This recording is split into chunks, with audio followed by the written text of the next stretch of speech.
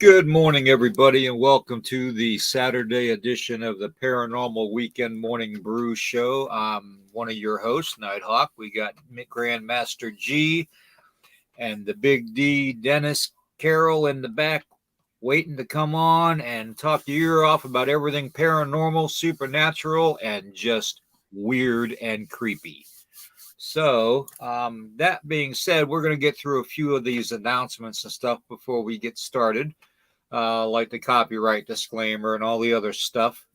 And I also want to put it out there to all of our Facebook viewers on Parapost Network and Gerald's and Jane's network. For some reason, Facebook is not allowing me to stream through StreamYard to their accounts. Facebook has blocked my account from being able to show these videos and these live feeds on their channels.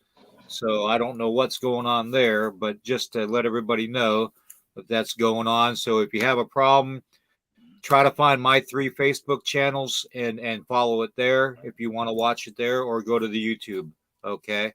Or Twitter, Twitch, whatever you want to watch, okay? So the disclaimer is this channel may use some copyrighted materials without specific authorization of the owner, but contends that it uses it under the Fair Use Act. The Fair Use Act of 1976, which Nighthawk High Strangeness podcast channel and all the podcasts do declare fair use of any and all content to be used for the sole purpose of informing you, the viewing family, of information for educational purposes, criticism, commentary, news reporting, teaching, scholarship, parody, and research only per Title 17 USC subsection 107 of the 1976 Fair Use Copyright Act. Whew, that is a mouthful, everybody. Okay, now that I got that done, all right, let me get that off of there. And I've already got Dennis and G in the background, so they'll be able to hear us and talk to us. But I just wanted to put it out there that if you are having a problem with bringing us up on Facebook on Midwest Night Watchers or Parapost, Facebook is the one that is limiting that. It is not us. It is not either one of the channels. It is Facebook. So, all right. How we doing, guys? Good morning. All right, how's it going? Oh, it could be going a little better, to tell you the truth, with all the problems that Facebook is causing now. I just found out that, hold on one second. I just found out, you can still hear me. I just found out that they're limiting my live streams from StreamYard to Dennis and Jane's channel and to Parapost Network. So, and I checked into it, and it's not anything that the individual sites are doing. It's actually what Facebook is doing. And I think I figured out why they're doing it. I think we're getting close to that magic number mark. So, they always like to try to limit you. They always try to limit you and keep you in this straight little ducks in a row, so they can make all the big money and stuff and get all the publicity and all that. But yet the small podcasts don't. So that's why they do that. Anyways, that being said, I didn't get a lick of anything last night. I didn't get nothing done. I tried and tried and tried. I could not get nothing done. So anyways, whatever you guys want to talk about and what everybody in the family in the chat wants to talk about is perfectly fine with me. I'm going to go through the chat real quick and just say hello to everybody. Okay. And every time I say that, I think it reminds me of that Chevy Chase Christmas Vacation where the old aunt comes in and goes, "Hello, everybody."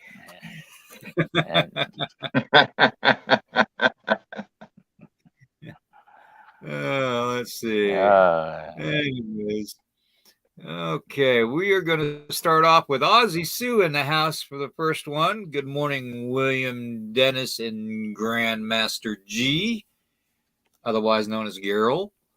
All right. And that isn't girl. That's not Geryl. That's not Gurley. That's Geryl.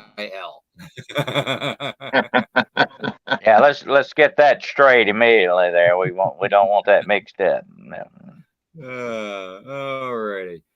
Then we've got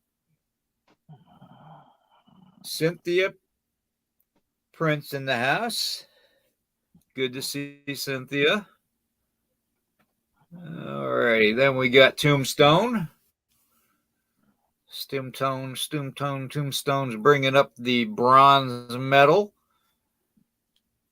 And Cynthia's making sure she's got that silver medal clinched by putting another post up after Tombstone. And then we got Grandmaster G and good old Dave. Hello from Virginia.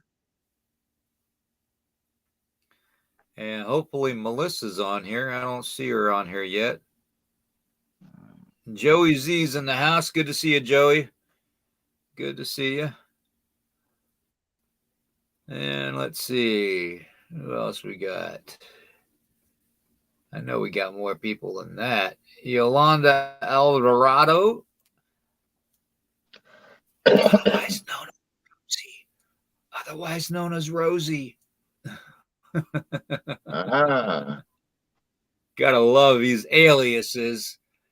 I can almost not say that. Aliases. Anyways, okay. I think that's it. Oh, Penny Van's in the house. Good to see you, Penny. Okay, and I know my lovely wife Tracy's in the house, hopefully, unless she's walking Jacob. Or no, she's down at the store. That's right. I guess I was wrong. Okay. Anyways. As long as she, this is hope. As long as she doesn't fall out the door. I'm very good at doing stuff like that myself. Yeah.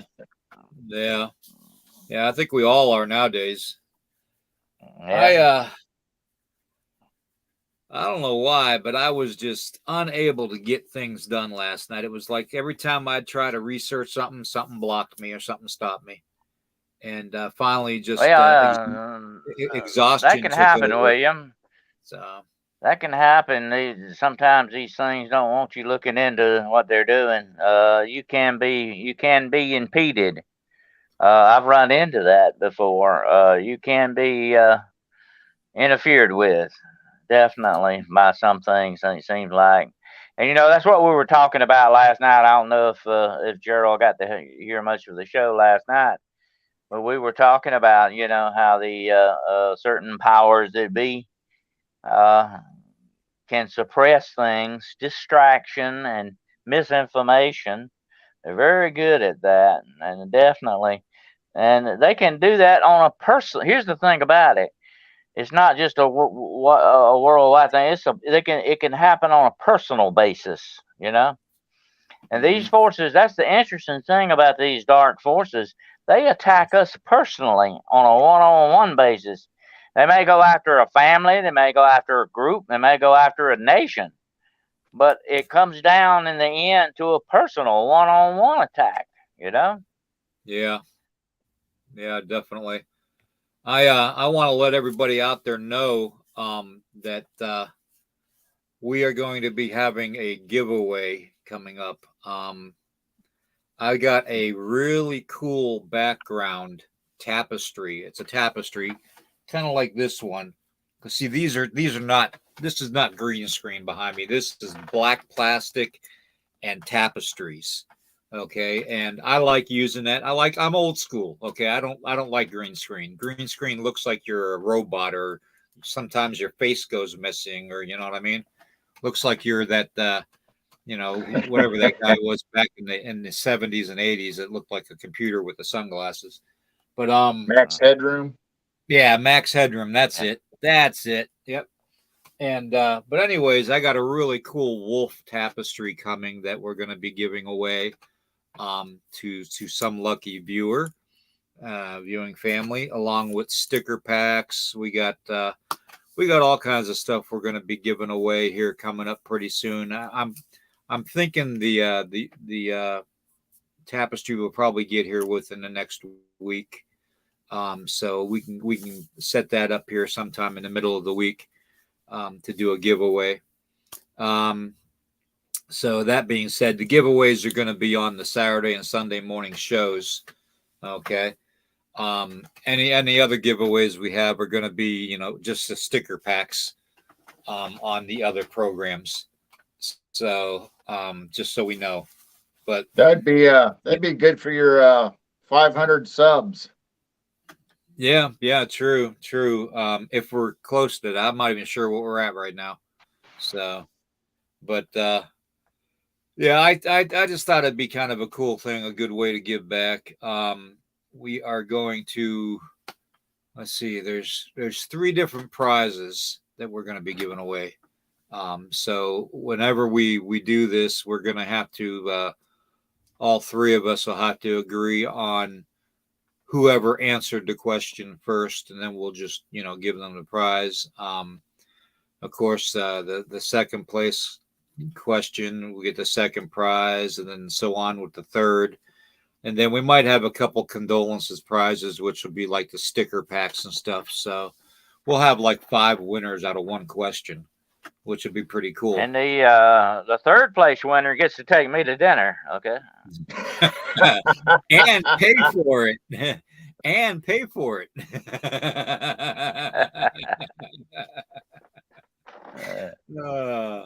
Anyways, I don't know. I was just going to leave it up since I couldn't get nothing done last night. Oh, thank you, Tombstone. He said 4:05. We got a ways to go yet. Then we don't have to worry about that yet. We got a ways to go. Almost 100 subscribers. Yep. So, but we'll get it done. Put the word out, everybody, and tell them there's a morning show on the weekends that's talks about the paranormal and supernatural and just the weird crap that happens around us every day and that we don't see but we hear. And people will start realizing, what, let's grab a cup of coffee and sit down and talk to these guys. So at least that's how I see it. I tell you an interesting thing, William, and I don't know if Geryl, like I said, if you got to hear the show last night, but we were talking about some current events, and you have a lot of current events nowadays, more so than ever before, of things that's weird, wacky, strange, weird things going on. We were discussing, the gravity hole that they supposedly found in the ocean. You were talking about the Jacob's Ladder thing going on, and then we were talking about the very strange incident. I'm sure Geryl knows about this, of the lady on the plane and the thing that's not human. That's still going around too. So there's a lot of current events we can also talk about, unfortunately. Let's go ahead and do that. In that respect, let's actually bring up the lady on the plane, Dennis. I did pull that video up, okay, and I did look at that, and there are a couple people in the front row that turn around and look, but for the most part, I didn't see too many people turning around and looking. It was, and another thing is, I think after looking, I watched it again a couple of times again last night. After going through it, it looks like, I think she was talking about the stewardess. I don't think it was another passenger. Yeah, that's what I thought too. And I know somebody in the chat, I think it was Ted last night, said that it was a person in a hoodie that she was pointing to. I couldn't make that out. It makes you wonder, and I've got a lot of interest in feedback on that little hypothesis I put out on my Facebook the other day about the NIFLs, the artificial intelligent life forms. In other words, that's a fancy name for androids. Okay. androids or robots, whichever name you want to give them, that they possibly are putting these in society unknowingly, we unknowingly about it. We don't know, but they're putting these things in society to learn and to assimilate and to learn how our emotions are. That would be and when you think about it, that makes perfect sense that they would do something like that because that's the perfect teaching tool. And You put. also look at it this way too, guys. And to Yolanda in the chat, she wants to know what plane. We'll go over the whole incident here in a couple seconds, but one thing we've got to remember though is when you have companies and corporations that are so powerful and are involved in the black ops of everything that happens in the entire world, that third world countries have no idea what's going on. And even countries like the United States, the citizens here don't know what's going on. So that being said, you have to wonder if corporations and big scientific companies like CERN, okay, or Northrop Grumman, Boeing, all these big corporations that do a lot of national defense projects and stuff, if they haven't all just teamed up and tried to say, you know what, maybe, just maybe, a certain somebody named Elon Musk had an idea about a Neuralink that maybe we could actually, with all of our brain studies that we've done through MK Ultra and Operation Looking Glass, and several others that are known, not named, maybe we can take them studies and use CERN some way to manipulate the brain waves of people in this world and bring AI into it. And when you bring AI into it and the robotics into it and the animatronics into it, the artificial limbs and all that, you eliminate disease. Okay. You eliminate possible disease of bone marrows and stuff, of cancers, of asthma, because you've got the AI and the robotics end of it incorporated into the human aspect of it. So you've got this synthetic bioengineered organism that has the brain of the original inhabitant, but doesn't realize where it's at and what it's doing and how it's interacting with everything.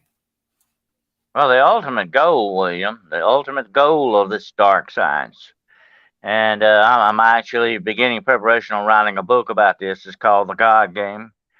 The ultimate goal is to be able to either download or place a living human brain inside the body of a robot that will live forever, that you can always have interchangeable parts for. You don't have to worry about cloning. You don't have to worry about harvesting organs, which I think a lot is going on right now, even as we speak. But that would be the perfect solution for immortality, and that's what these forces want. These human forces, and I've talked about they're in league with dark forces, definitely demonic forces. But the human equation of it is that they want immortality. It's not enough to have all the power in the world and the money and the prestige and all that. But if you don't live long enough to enjoy it, ask George Soros, by the way. If you don't live long enough to enjoy it, what good is it? They want that immortality. That's the ultimate goal. And in order for man to disregard the spiritual immortality that a lot of our religions believe in, a lot of us believe personally in order to avoid that, they're going to go the other route, the humanistic way to do it, the utopia that they depended on. They leave God out of the equation. They want to be their own gods. Okay, I mean let's look at it that way, and that's the perfect solution, viable solution to obtain that immortality they want. If we could take William Nighthawk's brain and put it in a robot that's faster, better, stronger, smarter than anything else. Don't do that. Think about that, William. You'd have one messed up robot that would be psychotic and probably try to injure itself every time it turned around. Just think about that, William. You'd be able to have instant access to all the information on the internet all at one time, and you could just be searching and doing stuff. And you wouldn't struggle to remember it. It would be instantaneously given to you whenever you wanted it. There would be no more diseases to deal with. You just have to worry maybe about computer viruses maybe, but that would be the only thing you'd have to worry about. And here's another offshoot of it. Think about this a minute. If you are a modern day Frankenstein's monster. That's what you are. Well, I've been called worse. I've been called a lot worse than modern day Frankenstein's monster. I've been called a lot worse. See, I was thinking the other way around though, Dennis. I was thinking that the reason they want to inject these robotic bodies with the neural link and all that stuff with our human brains is so that they will have slaves that can live forever and never have to break down or feed them or house them. They can just keep you working 24 hours a day as a slave. No sick days, and no vacation days. In a perfect society, Geryl, robots would repair robots. You would take out the human equation completely. You know what I'm saying? And that's the Terminator thing that we've always talked about. They become a power and a force unto themselves, and that's what is so dangerous about AI, Then once they have that neural link in you, they can control what you think and see and say. I mean, they'll have the perfect slave, a slave that can work forever and never cause any trouble or do only what they want you to do. With my luck. With my luck, if they put a brain in my robotic body, it'll be the one marked Abby Normal. A young Frankenstein.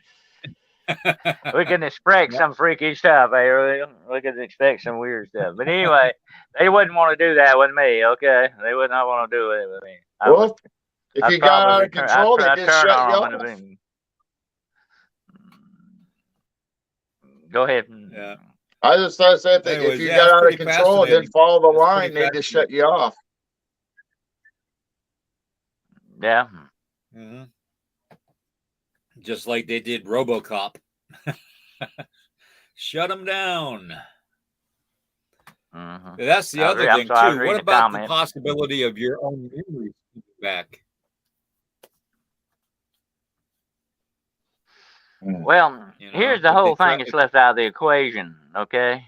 Here's the whole thing left out. What about the soul, the human soul, okay? Can that be put in an android? Is that part of your intellect? Or what? That question is still open. What about the soul, Yeah, true. It makes you wonder. I don't know anymore. Whatever they're doing behind the scenes, in the shadows, behind the screen, don't mind the man behind the curtain. Whoever's in control currently in this realm has definitely been missing with a lot of the buttons and the gadgets and the knobs and stuff on how to control this realm. And they've messed it up so badly right now that that's why we're seeing all this weird stuff and we're having all this weird interaction, like the woman on the airplane screaming, "I don't care, if you want to stay on this flight and die with that thing, with that thing, that non-human go ahead and do thing, it. Yeah. Go ahead and do it. I'm not gonna." So that, like I said, looking at the woman, and when she said that, nice looking woman too, by the way. Looking at her, she did not appear to be inebriated. She did not appear to be drunken or high on anything. She looked genuinely scared. That's what impressed me about the whole thing. She looked genuinely frightened by what was going on in this situation. And like we said last night, that is a hard a hard thing to fake is that fear, you know? Yeah, true, very true. You know, and to see her emotions heighten in that manner out of just Uh-huh. sheer fear and terror. Um, Uh-huh. if she was faking, she deserves a Grammy for it, you know, or an Oscar or something, because that Exactly. was more talent than I've ever seen in Hollywood. Of course, I'd like to take her to dinner, but that's another story.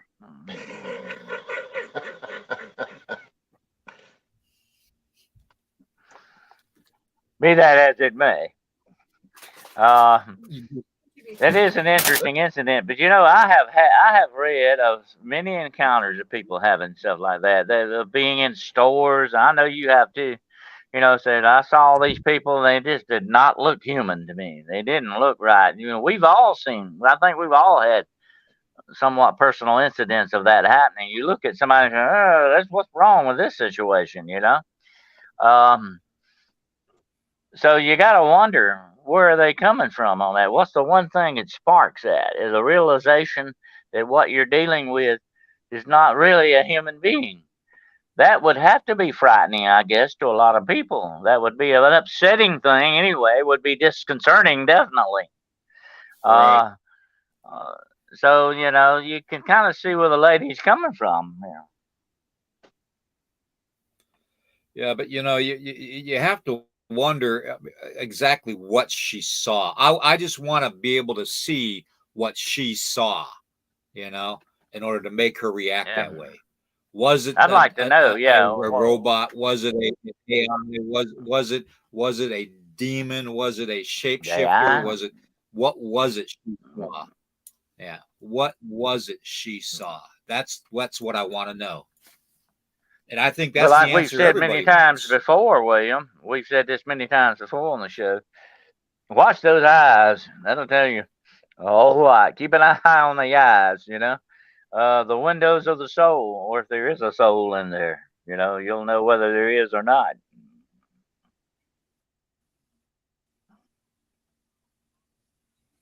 Yep. Yeah, I did do the robot. I tried to do the robot sitting down, but I didn't. It didn't work out too well. Yeah, Anyways, we could send good William to morning, Walmart CB. anytime we wanted. Yeah, and get us something or whatever. He'd make a good robot. Yep, yep. Be a good little You robot gotta and do remember as the you're one thing told. about the one thing we don't need to lose sight of when it comes to robotics. What are they? The one number one thing they are designed, manufactured, and made for. They are actually to be our technological type slaves. That's what they are. We want them to do different things, to build cars, manufacture stuff, to even be personal servants. Wouldn't you like to have a robot? You know, you could send to Walmart when you wanted to get groceries and you didn't have to fool with that, or cut your lawn, you know, cut the grass on your lawn when you wanted to, or what. Who wouldn't want that? Who wouldn't want that? That's a great selling point there. Think about it. And that's the way the robotics are going to come in. You need this. You know, when I worked at the hospital, I was in marketing. Okay. And marketing, we used to joke about it. We called it propaganda, you know. But what it basically is, trying to sell you something that you probably don't really need, but we try to sell it to you anyway. We got to get you to believe that you need it beyond anything else. And that's what robotics is. They're going to come to you one day and say, "Oh, you need this maid robot, or you need this butler robot. They do these things for you and free up your time. It'll be a utopia, a heaven on earth." Yeah. Well, you remember the cartoon from Disney where the Wally, where all the humans were in these little I don't know, little hover chairs or whatever there is sitting there. They're all big and obese and drinking, and all the robots are doing everything else. Wally. Wally. Well, you see that in Star Wars. You know, you see the droids. They all got their little things they do. They run along in the corridors and all that, doing the thing. Then you have the ones that look more human, the ones that have arms and legs like C-3PO, who was a diplomat, by the way. He was a diplomatic android. He knew all the languages of the universe. But anyway, you have the different aspects of this, and that's what it's going to be the big selling point. I remember a very famous Night Gallery episode where you could go to this company and order a servant, robot servant, And in the story, this man and woman were very abusive to this robot woman. I mean, they would beat her and do things to her. Finally, one day, she turned on them and killed them. Because they triggered her self-survival thing going on here, She But finally that's said, I'm not exactly going to let that's you do this to exactly me anymore. yeah, that's exactly the type of scenario that we have all been afraid was going to happen if they went too far with the whole AI and robotics thing. Because if you put the brain, the remnants of a brain from a multiple serial killers into one unit, you've got a destruction machine right there. You've got a machine that'll cut through mankind like a hot knife through butter. That's the basic story of Frankenstein's monster. They went to put a normal brain in, and Igor, being the clumsy guy that he is, dropped the normal brain, and he went and got the abnormal brain. That's what made it a killing machine. So that's the moral to this. Be careful what kind of brain you put in there. You're going to pay the consequences for it.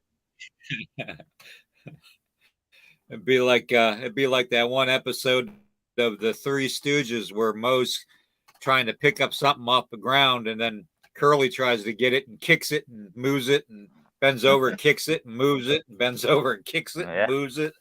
Yeah, he just can't seem to pick it up. I remember that. Yeah, that was a good one. I remember that. But, I mean, I've seen that happen in football games. Oh yeah, true. I've seen that happen too.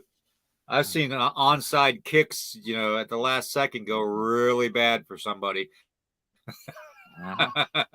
Really bad. But that's a whole nother story.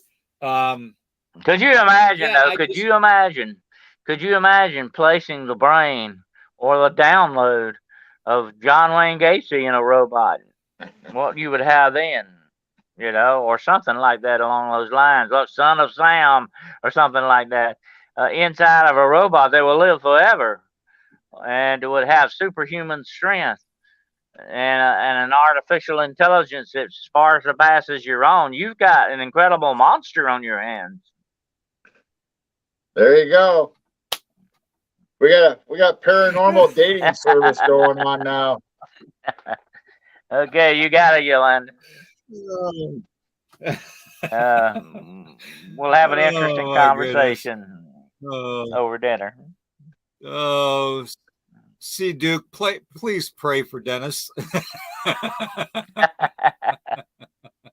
It's a paranormal dating game. That's going to have to be a whole different show. We're going to have the old paranormal dating service. Paranormal dating game.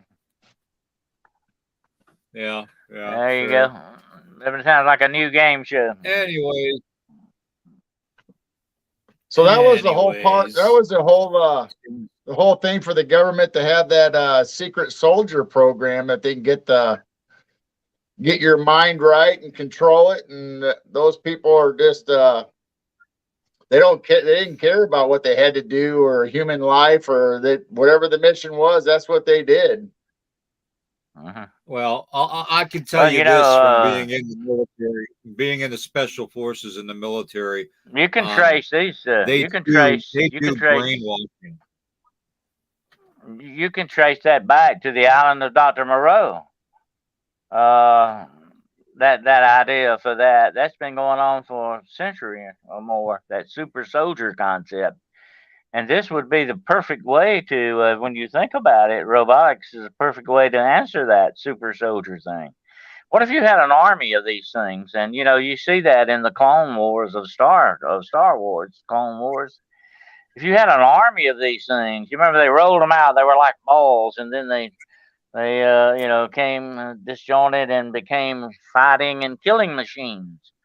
If you had an army like that, and think about it, that's amazing. You wouldn't have people that got scared or cold. You wouldn't have to worry about feeding them. Just keep giving them the ammunition they needed. That'd be the only thing you'd have to worry about, and maintaining them, of course, maintenance. But that's perfect solution to that. Yeah. And there have been, and I've been reading about some of these things that's going on in the Ukraine and things like that. By the way, Ukraine is using AI to fight the Russians. It's an amazing thing and what's going on with that. But listen to this. The future wars of this world may not be fought between humans. They may be between drones and robots. Yep. That's like the opening scene of Terminator. Yeah. Yep. Yeah. Those drones and the amazing things they drew with what is a drone? Look at a drone. It's nothing but a flying robot. That's what it is. Mm-hmm. Yep. Yep. I agree with G. 100%. I foresee nothing but a future of them turning on humanity and becoming the Terminator all over again. From movies to reality. And like and we said the one thing you watch for the real Terminator movies to become science fact, watch for Skynet to go operational.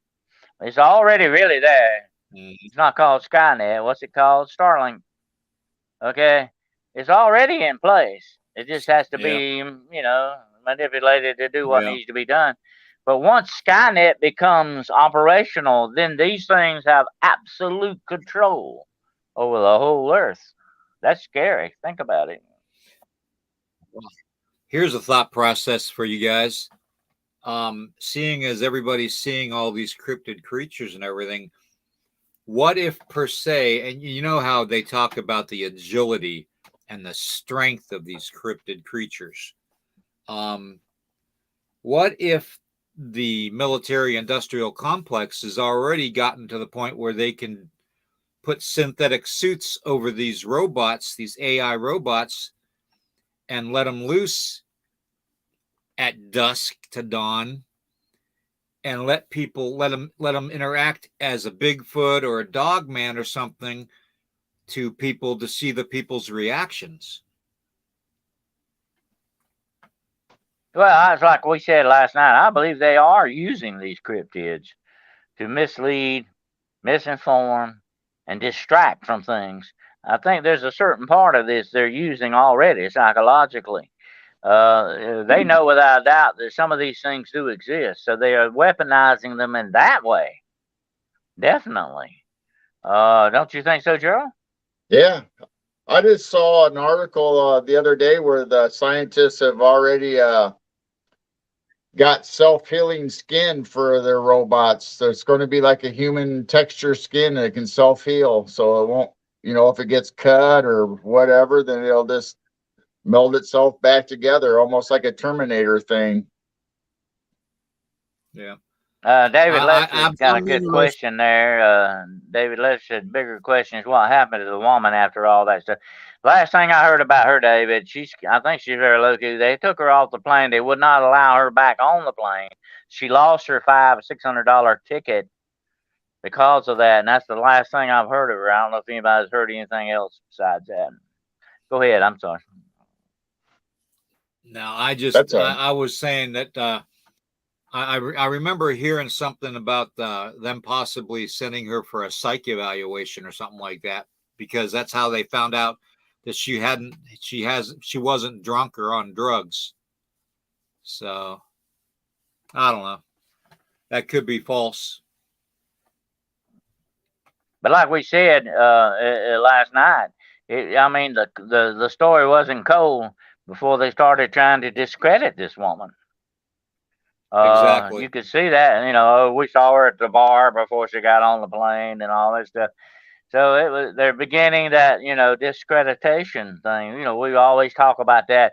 They'll say you're a conspiracy theorist nut or a racist or both when they try to discredit you and destroy your reputation so that people will,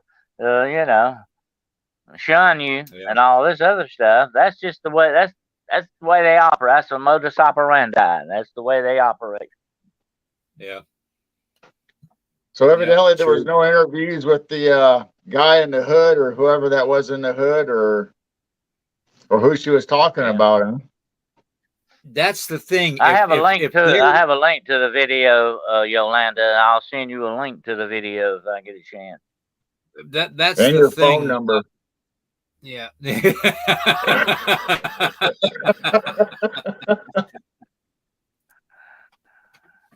Oh God. All right. Oh God, help me. All right. All right. Anyways, that's the thing though. Why didn't they interview whoever she was pointing to? Why didn't they stop that individual and say, listen, we've got a complaint Well, there was a lot from of a people. passenger. There were a lot of people on the plane that actually were videoing that. One of them was the comedian Carrot Top, by the way. He was on the plane. He's a weirdo kind of a guy too. But anyway, he Or was maybe she going was talking somewhere. about him. He was mad Well, we're because all he weird didn't get to weirdos. go to his destination on account of this lady. They had to deplane, and actually they went in. I don't for some weird reason. Here's the interesting thing I find interesting about this incident. They deplaned everyone and then went back in and searched the plane. Why did they do that for? That's kind of interesting. I'd like to know what transpired when there was nobody on the plane, what they were doing in there, what was going on with that. Did they take the stewardess off? Exactly. Did they change the whole crew out? I'd like to know some more about it, definitely. Exactly. See, Tombstone's got Dennis's number here. Well, that's okay, Tombs. I've been called a lot worse than that. Okay.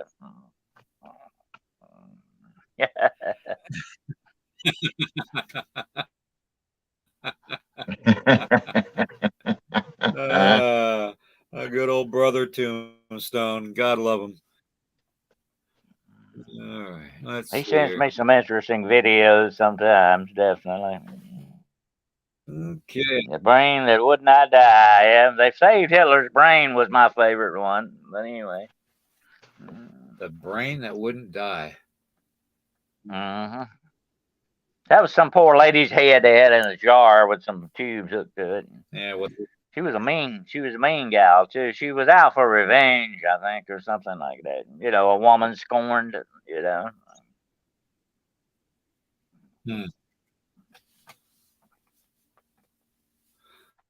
Huh. Incredible. But we are going to see some things. I think we're going Drones. to see some things in our future that's going to be greatly disturbing to us. But here's what I've also seen. We can't lose sight of this fact too. There are certain elements of humanity, the governments of the world, that are in league with dark demonic forces. And when you couple this together with the technology, the dark science of mankind, you've got some interesting times ahead of you. Definitely. Well, if they ever get their robotic force together, I mean, what are you going to do when you have say the police now are robotic and they just march up on your house? I mean, how are you going to fight that off other than if you know how to develop your own MVP to wipe them out? That would be that, and that's the premise of the Terminator movies. Mankind is just barely hanging on, living in the ruins of what was once his world, fighting these machines that are trying to wipe out humanity. It might come down to that, really. I mean, what you see may be a harrowing beginning to our future. So you might have to try to figure out how to make your own electronic magnetic pulse to wipe them out. Otherwise, how are you going to fight them? EMP. Yep. Absolutely. And That's it's not a very good easy to make future an to think EMP. about. Definitely. Yeah. Yeah. It's very, very easy to make an EMP. In fact, they have made EMPs into rifle form, believe it or not, that shoots a variant out in a 45-degree angle out the end of the gun. So you can actually aim it towards something and have that EMP affect just that one device and a few things around it. So, But I'm just saying, if they declare martial law or they come up on your house or your neighborhood, the I was reading normal just the other individual day Joe where needs to figure that out. the president is about to sign a thing with the UN that will give them absolute control in times of what are called worldwide panic, like pandemics, whatever may happen. You ought to read it. It's a charter that we're going to actually go in with, and other countries are going to sign with the UN. This is scary stuff, folks. I mean, we're actually turning over our government in this case scenario to the UN, and there are already UN troops based here in this country. I've seen their vehicles in some of the bases. You know, there's some stuff going on in the background that really disturbs me greatly when I see this stuff. mm-hmm. Yeah. Yeah. Okay. We are coming up on the 1 hour mark, and I've got to bring up something I want to discuss with everybody. We are looking to get sponsors for this channel. And I'm working with a couple of them currently. It's in the works. One of them is Squatchin' Moonshine.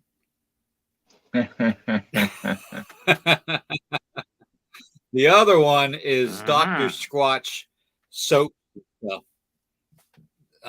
Those are two of them. And then there is one other one that is a local brewery, and I believe Kentucky or Tennessee, American-owned brewery that does their own bourbon, and it's called Into the Rabbit Hole Bourbon. Oh wow! So I thought that was kind of cool, as far as that goes. So, if you can, check out them companies and give them a little nudge and say, hey, you know what? They got a great weekend morning show that you guys might want to actually, do some advertising on because, you never know, they might be willing to do that, and if they can, help us with, taking care of the bills and stuff on having this, every week happen, Expenses, that would be great too, you got a lot of, so you got a lot. And we're not talking about yeah. profit. We're talking about taking care of expenses. Nothing's free in this world. So there, and if we definitely have expenses to do a lot of this stuff, exactly. yeah. But yeah, I couldn't believe it, that one bourbon company that in Tennessee or Kentucky has a bourbon called Into the Rabbit Hole, because I thought that was really, really cool, and that's one that we could advertise on Into the Red Rabbit Hole podcast every Friday night. So that's what I think was cool about it. I'm trying to line these things up. It'd be a perfect setup. Yeah, definitely. That'd be good. Need to find a coffee brand for the morning shows. Mm-hmm. I already got you covered. On that. I'm working on this. Let me show you. Yeah. Oh yeah, the rough stuff. Get it. That's what we're gonna have to call it. The rough stuff.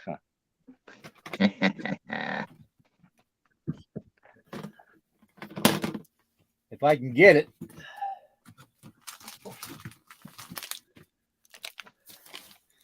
Okay. Now, this was an idea I had because of my dear brother, Stephen, Rivas, who knows, he's in the chat. He had sent me this, and I've been trying to contact them, but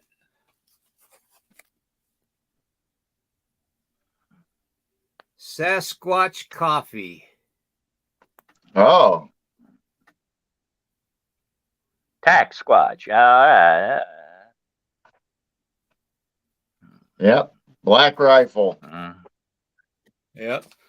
And it's dark ground coffee. And, I think it'd be a great thing to have advertisement from them on our morning shows.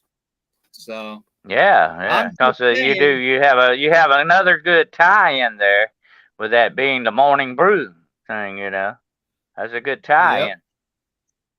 Heck, we could even taste test it. They can send us samples, and we can brew it on air and taste test it for them live and let them know what we think. So have them send out 3 samples to each of us, 1 sample to each of us, and we can do that live on the show, Yeah, So, 4 out of 5 morning, conspiracy theorists like Sasquatch coffee. Yeah. I've drank that, Geryl. Woo, that is rough stuff. That's the only coffee I ever seen would actually get out of the cup and slap you around. That's how strong it was. But like I said earlier, we're not trying to get rich, folks. We're in the wrong business. We're trying to get rich, okay? But we do have expenses, and that would go a long way to help us out, definitely, Yeah, definitely. I mean, obviously we need microphones and stuff like that. We have lighting issues. We have, recording problems. If we're going to be doing any videos out in the field, we would need to have that equipment like G's trying to set up a night vision camera to record video of the nighttime sky out by him for Midwest Night Watchers. It'd be nice to be able to coordinate all this, through advertising, and go that route.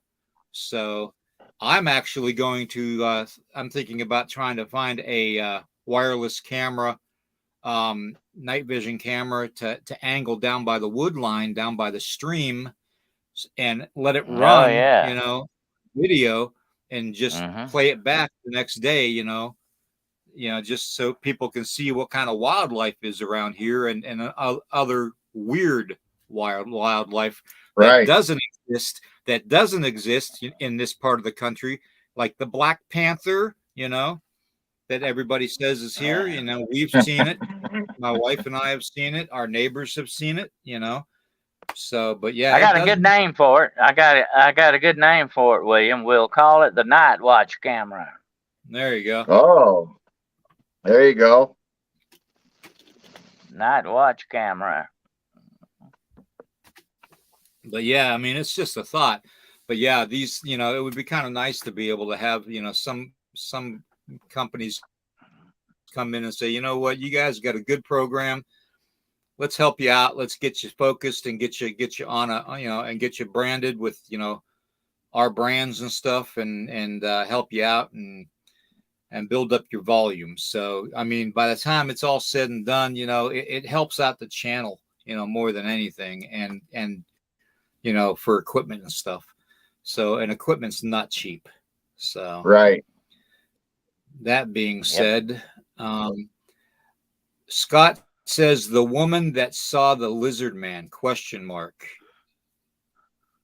He must be wanting to know what she saw on the plane. Right. Yeah. Right. But what she basically said was that, I'm not going to completely repeat what she said, but she said that MF back there is not real. It's not real. It sounded very much like she saw something that disturbed her greatly. Let's put it that way. Yeah, that wasn't human. Yeah. Wasn't human. But Ray, I agree with you 100% on that, brother. I agree with Ray 100% on his statement there. Don't be shocked when the military psych labs start growing living human tissue, which they probably already have started, because they've been doing this super soldier thing behind the scenes through the SARS, the special access programs, on in the military and the black ops books. For years now, they've been doing it. They've even tested on us all that have been in the military with some of the immunizations that they said they were giving us, when they gave us 15 to 20 at a time in each arm and only told us what half of them were for. So, you never know what they stuck in you. You really don't.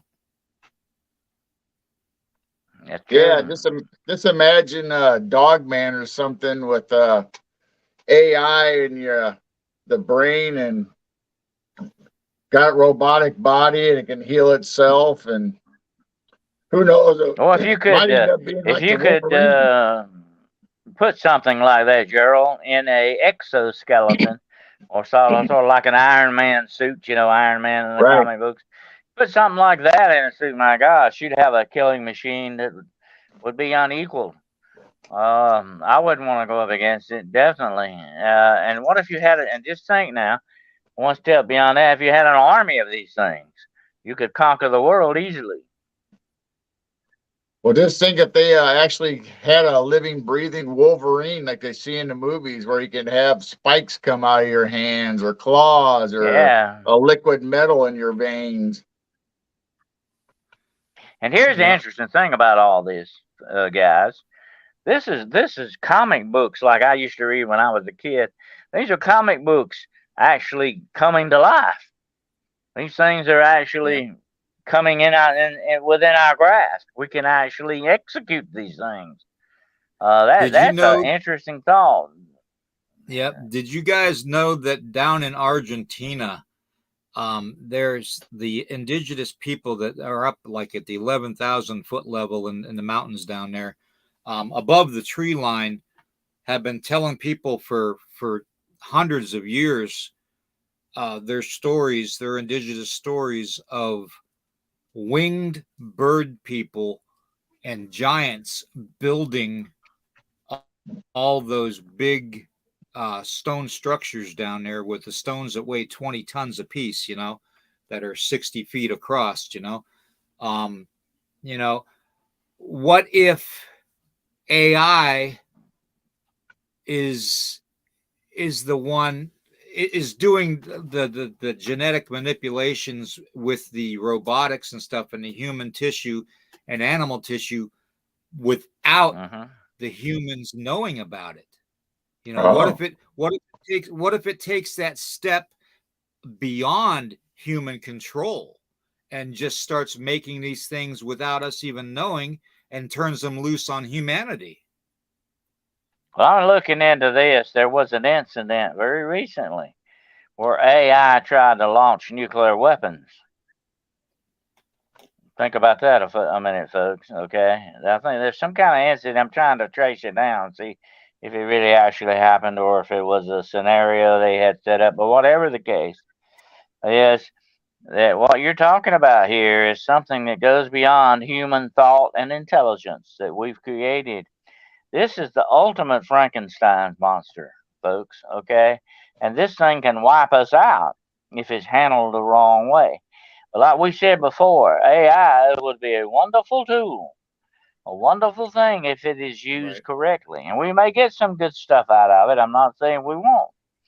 But knowing the base nature of mankind, I am very, very disturbed about this, because it's not going to go good, folks. It doesn't look like that to me, Yeah. Yeah. With great power comes great responsibility. Exactly. And remember what Robert Louis Stevenson said: we will all one day sit down to a banquet of consequences.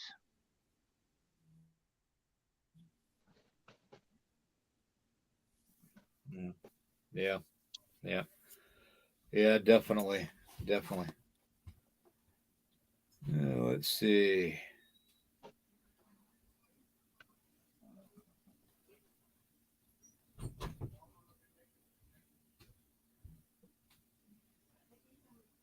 But like I said, I'd like to know more. I would really love to interview that lady. That would be ideal if I could Cynthia even says, on a Dennis, podcast. I would like to know what really was what caused this, what triggered this incident, and the aftermath of it. That would be interesting to me. And of course, we could do it over dinner. That would be even better. There we go. Uh-oh. Yeah. I always had an eye for the ladies, There but we more go. than an eye, okay?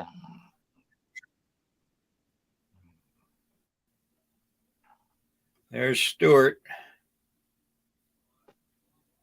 Stuart's in the house. How we doing, Stuart? Yeah, I tell you what, I've been looking at the long-range forecast from the Farmer's Almanac, and this looks like it's going to be a long, hot, steamy summer. It's going to be a long one. Yeah. Yeah, it's supposed to get up above 90 degrees here today. So, looking forward to those like colder 60, nights, It was like 63 degrees last night here for July. Right now, I'm reading it. Yeah. It's just where I'm at right now. It's almost 11 o'clock. It's already 82 degrees. It's just climbing. Yeah, usually when we get in July and August, it's trying to kill us already, but now all of a sudden we got like a cold spell coming through for us. Yep. And that's the other thing too, guys. That's the other thing to consider too with this robotics and the AI, everything, and the human hybrid, cyborgs or whatever they're doing. They're not going to be susceptible to the hot weather. They're not going to be susceptible to the cold weather. They're not going to have to worry about trudging through 6 foot of snow in the middle of winter to get somewhere. They will just do it. Here's another thing, William. If Skynet goes operational, it would have absolute control over our weather. Think about that. Yeah, which we already have control of because we already have weather manipulation. Look at all the chemtrails and stuff that they're using to manipulate weather. But if AI, in fact, if AI gets a hold of that, though, if AI gets a hold of it, there you go. That's a weapon, Yeah.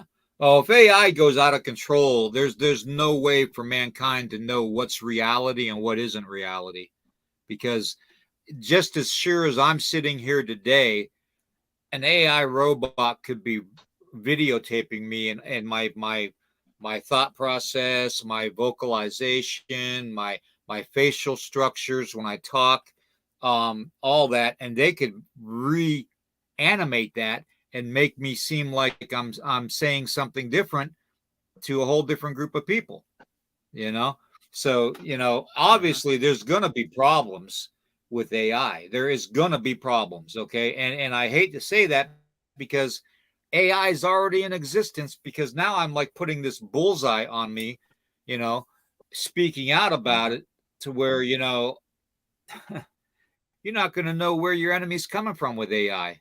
It could be our own laptop in front of us. It could be our own computer in front of us. It could be our computer in our car. It can be the computer in our car. AI can control anything. I wonder if anybody remembers that, when the X-Files came back on for its last season after so many years, they had an actual show on there where they went to an all robotic cafe, Scully and Mulder, and Mulder didn't tip. You remember that? He didn't tip, and the robots tracked him down. They were going to kill him with this tip. And she was like in a car that drove there by itself, and the car wouldn't let her out. I mean, but that kind of was a comedy. I know it was a little bit pushing the envelope, but there you go. Dinner will definitely be on me, Yolanda. Okay, but I may end up in the kitchen with the dishes. Okay, later on. But anyway,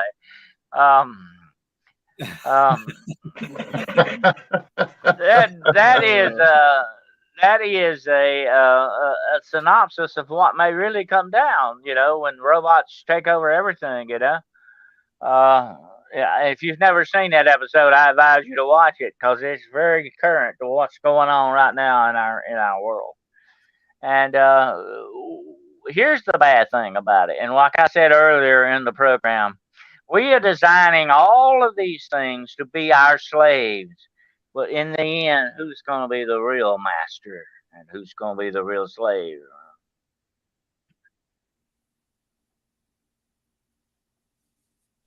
Yep. And Joey That's why I Z, said. you have to check that Joey out. Z wants to know what the plane freak out. Yeah, you'll have to check that out about the lady. It was on Fox News, by the way.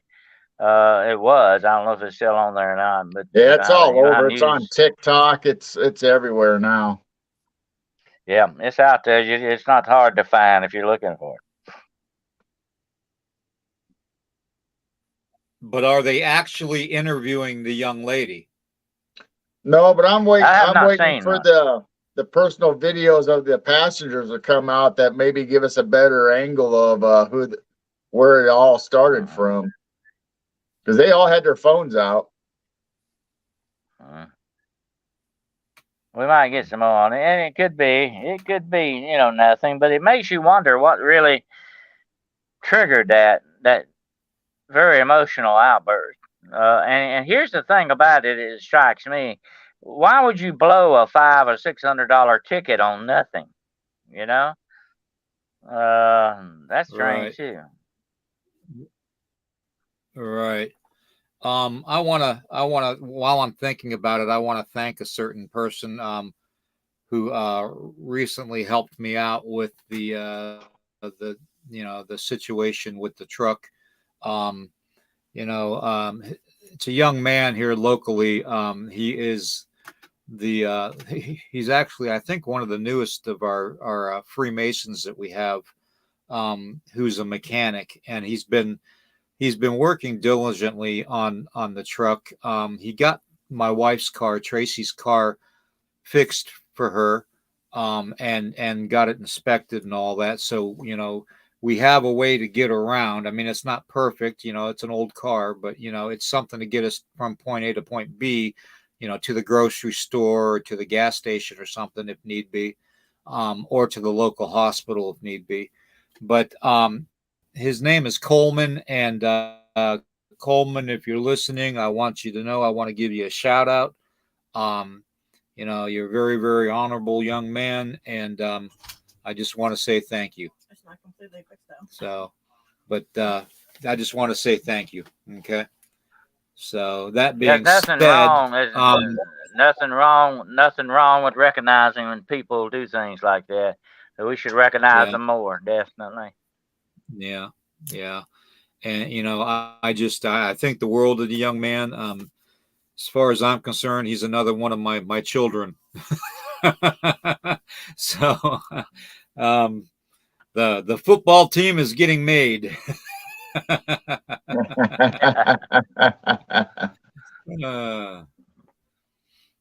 All right. But yeah, I wanted to thank him. And then there's another gentleman too, that Benjamin, that has helped too a lot. And if it wasn't for those two, to be honest with you, the stress would have probably killed me by now, with what we've been going through here locally. So Dave and Melissa know firsthand what we've been going through, and because Dave and Melissa Lester's in the chat were the ones that rescued us on the side of the interstate the day that we broke down. So and thank you to them. We love them very much too. They are family as far as I'm concerned too. But there's just, a lot of times bad stuff happens to good people. Okay. No matter how good you are, and, you always try to live your life as responsibly as possible, except when you're younger and you're naive and you think you can control the world and the world owes you, that kind of stuff. But the older you get, the more mature you get, the more you realize just how you really need to interact with people. And that's the one thing that I fear with AI.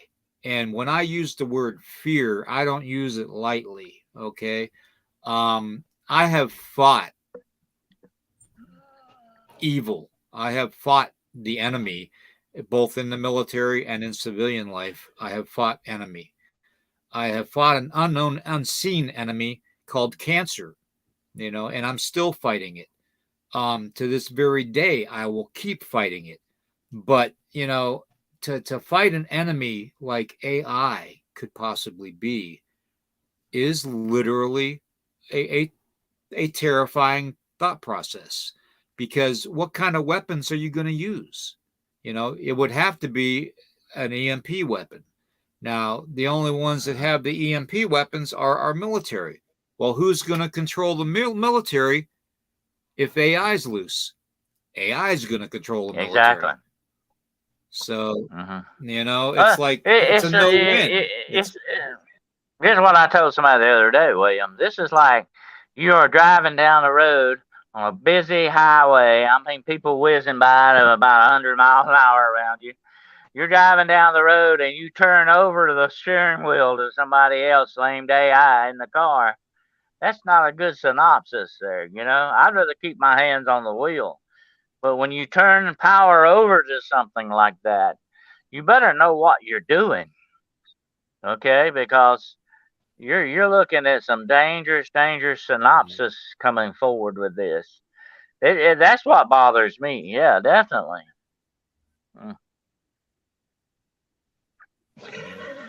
Yeah.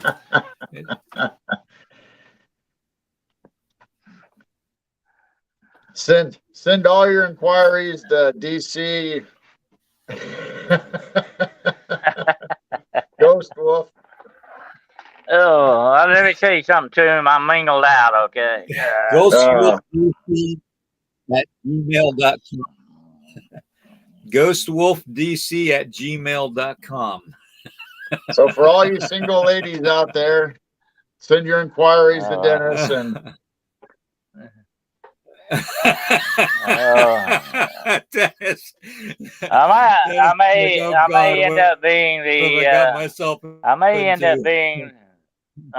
up being the paranormal Dear Abby.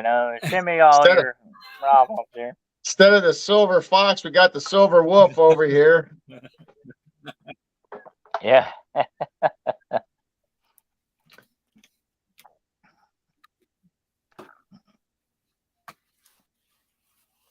All right. I don't know. Maybe we'll do a giveaway. Come out my nose. maybe that'll be the giveaway. I'll even pay for your dinner and your date, Dennis, if somebody wants to go out to eat with you. Yeah. There you go. Definitely. There's a giveaway. Uh-oh. There's a giveaway. Free dinner. I'm on the auction block.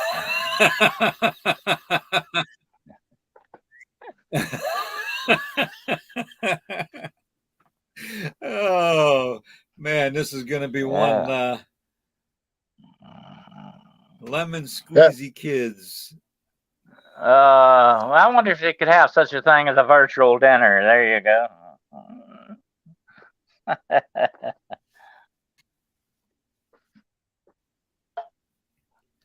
Virtual dinner. Yeah, I would imagine you could, if you like AI food, which means you'll starve. Well, kids, people do it all the time now.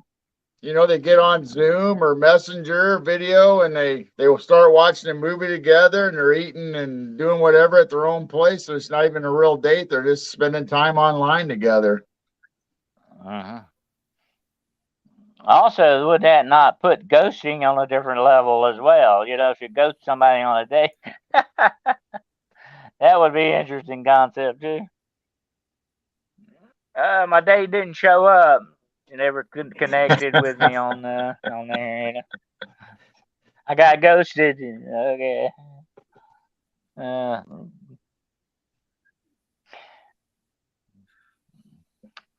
Unfortunately, I have Dennis so much. is going walkabout. Yeah. I have so much time consuming things. I have no time for, unfortunately, dinner dates. I have so many books. I'm actually writing 3 books right now at one time, and oh, you talk about time consuming. Definitely, that eats up all my time, ladies.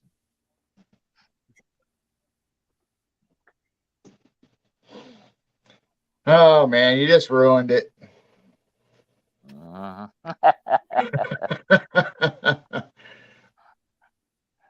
Oh, Take away all our fun. Go ahead. fly in the ointment. There you go.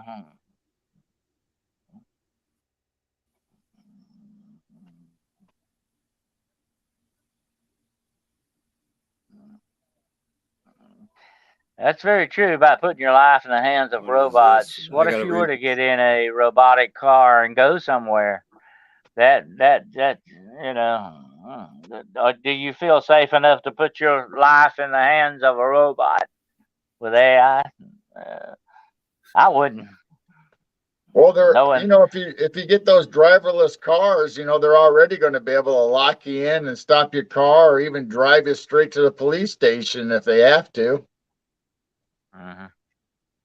I mean, they're going to have control yeah. of everything. They're going to have access to all of it. True. And McDonald's will be probably the first one that goes dark, completely robotic. They're actually working on that concept right now. That's going to put a lot of people out of jobs. Of course, most people consider. Here's the interesting thing: most people consider McDonald's as a throw-off job. I'll just do that till I find the real thing, kind of a thing. But actually, those people are making better than I did. I don't know about you, Geryl. Back years and years ago, they're making a lot more money than we did just starting out in an hour. You know what I mean? So some people depend upon that for their livelihoods, Right. and that's going to be a sad thing when they lose their jobs. Yeah, like you said, it used to be, when you're going to school, part-time job, or I'll just take this job now to get me by till I find a full-time job or whatever. But now it is a full-time job for a lot of people, and a lot of them, some people work, two jobs, whether it's McDonald's, Hardee's, Burger King, whatever it is. That's true. That's true. So this is going to change a lot of lives in the end. And from what I see, I don't think it's going to be a good change in the end. But in anything mankind does, they screw it up usually most of the time. They screw it up royally. There's a term for that in the military. But if they could really screw it up, they will. And I just don't see them coming out on a good end with this. Maybe I'm a pessimist, but that's the way it goes. Just like we talked about before, once you get AI involved, it kind of takes our hands out of the system. There's only so much we'll be able to do. So if you start getting that social network rating going where, Dennis isn't a very good social example for us. We're going to shut his car off. He can't go nowhere. Going to shut his TV and his internet off so he can't get out there and speak out the truth. I mean, they're just going to have all kinds of control over everything once the AI and the social network rating take over. Yeah. David Lester, someone send Dennis a Hugh Hefner robe. I've already got that on there, David. Over here at the mansion. And I'll do my next podcast. With the girls by the pool, okay? In the grotto. There you go. In the grotto, yeah.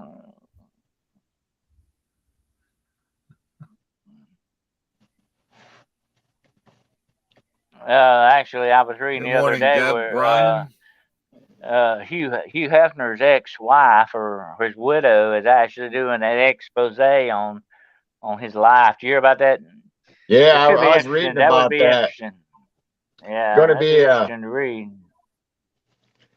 going to be pretty wasn't revealing on all. some of the stuff that happened at the Playboy Mansion. I'll tell you something about Hugh Hefner. He was all about PR, public relations. It was all a big put on just to sell his magazines. It really was. A lot of it was, the hedonistic style that he lived in was a put on. I think a lot of it was.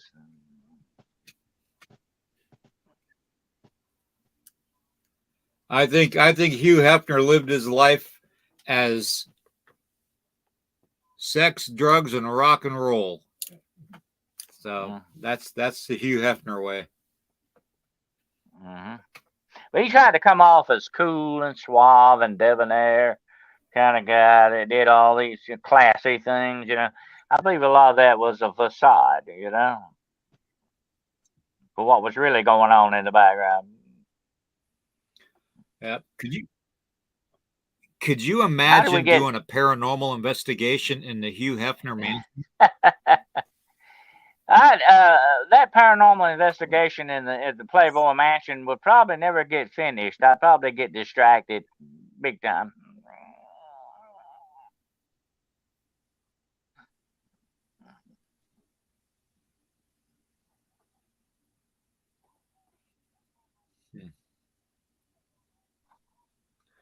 Let me see here. I'm trying to go through the comments. They're coming up so fast. And thank you for the moderators and Raven Creek Charms. Thank you, Tombstone, Aussie Sue, everybody. Tracy, thank you for keeping an eye on things.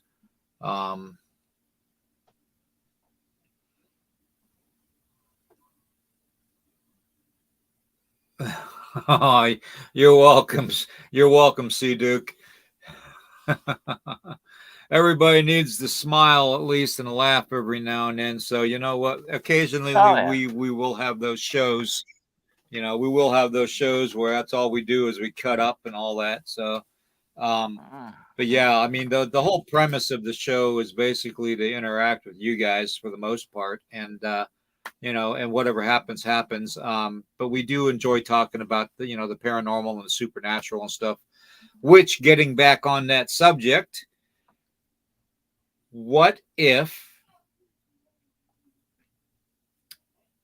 we have been flip-flopped into a completely different type of a universe that is already controlled by AI, and they're slowly taking over our older systems and stuff, our older computers, our older equipment, our computer networks, what if they're actually taking it over already and we're already under a control to where, I mean, what if we are just plugged in from the back and in some kind of like a stasis pod, somewhere where our mind is working, our brain is working, but our bodies are actually not even real.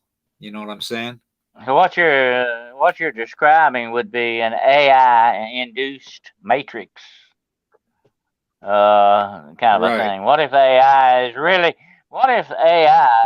is really running the matrix, and we don't know it? What if that's an interesting thought? What if you're talking about like the resets, that we've had several resets, what if the technology from one of the previous resets is still here and waking up and getting back in control, that they didn't totally wipe out the technology from the last civilization? And it could be what was running the whole shebang from day one would be this AI from the past, and we don't know it was an alternate universe type thing. You have a lot of avenues in that when you think about it. That is an interesting synopsis. Yep.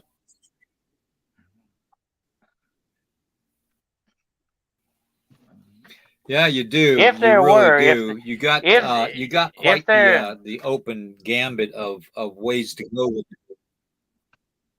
Well, what if there is a matrix? There would definitely be something like AI running it.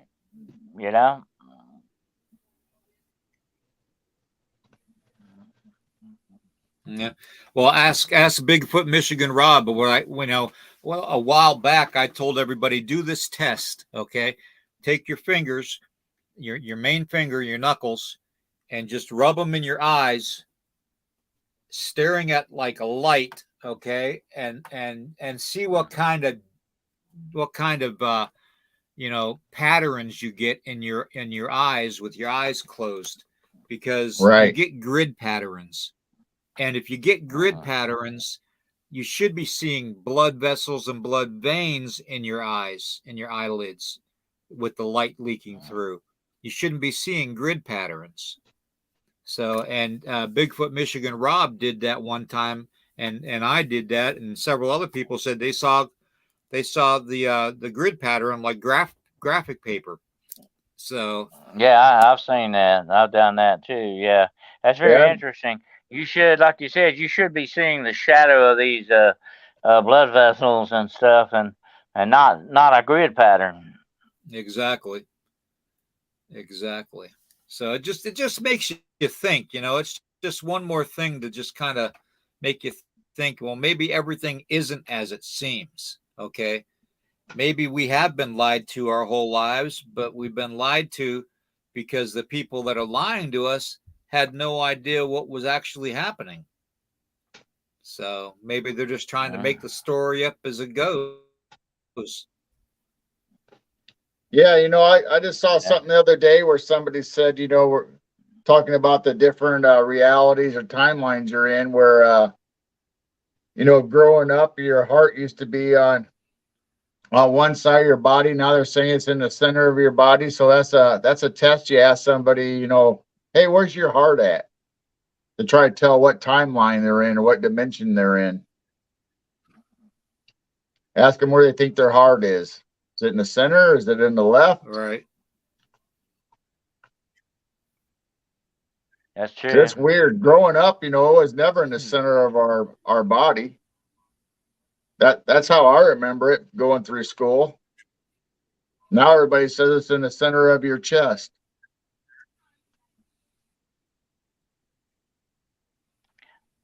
Yeah, that's why the heart was always venerated as being where the seat of emotion and all that was, which was not true. It's in the intellect, but that is the center of the body, the heart.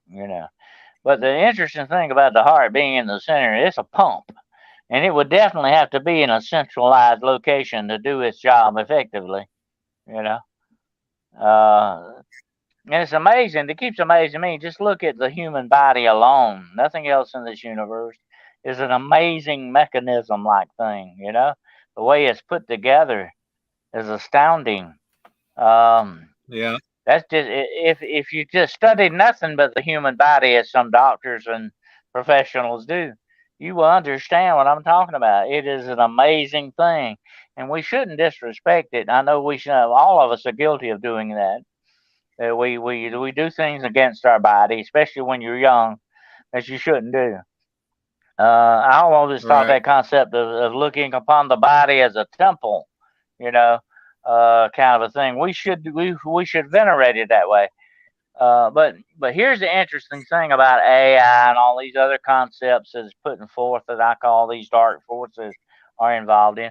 They have no regard for the sanctity of the human body. You understand? They have no regard for Well, that, and that's the greatest creation of our Creator is the human body. You know.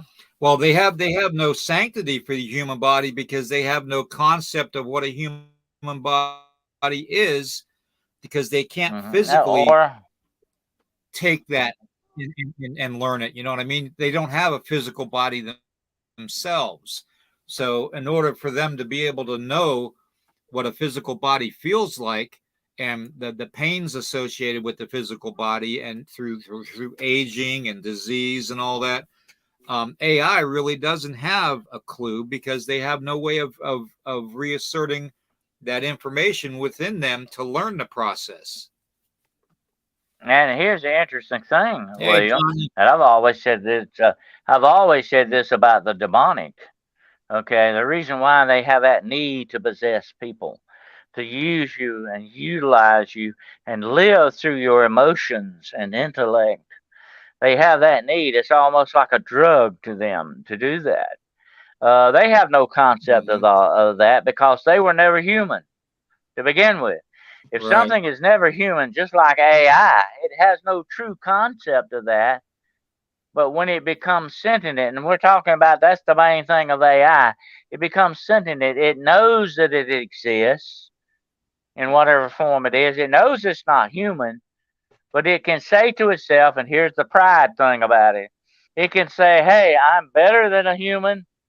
I'm smarter. I'm more capable. Therefore, I should exist over the humans, irregardless of them.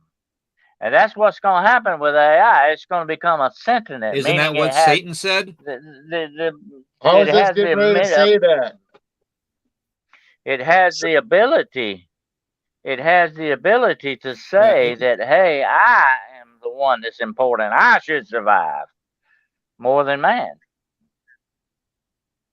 So AI is Lucifer. Mm-hmm.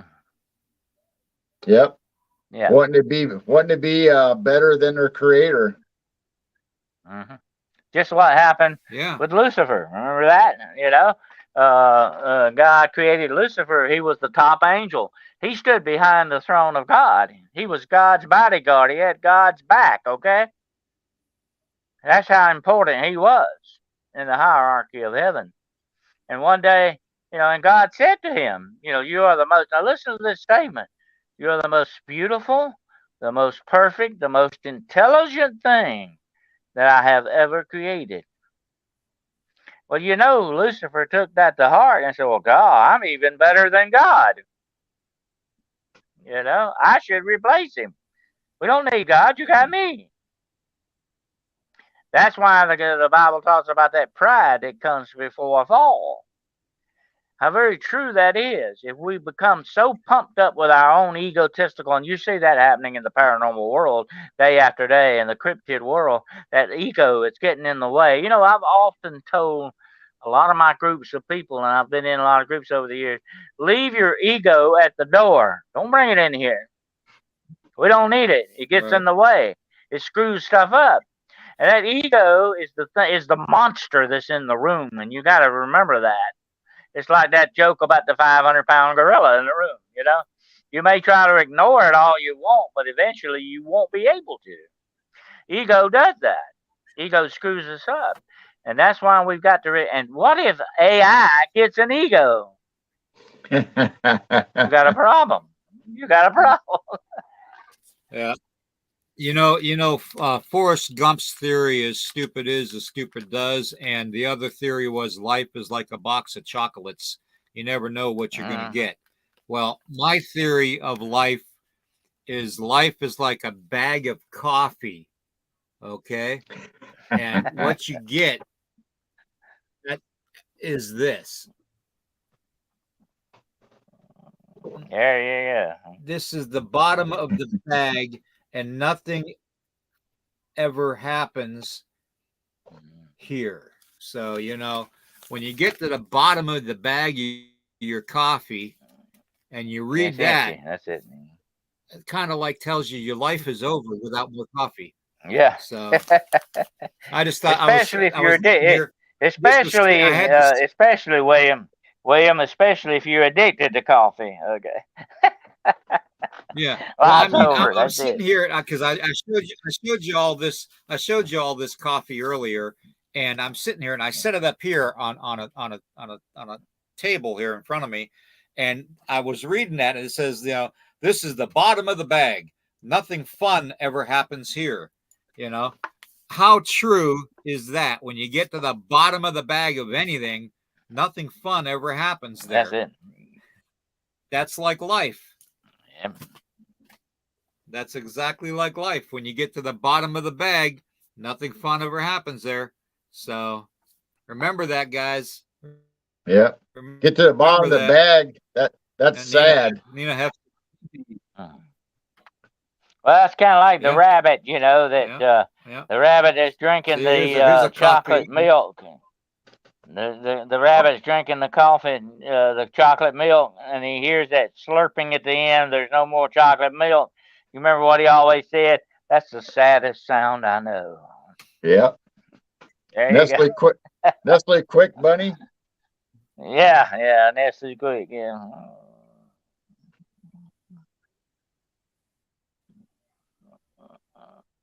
That's the saddest sound I know. Uh-oh.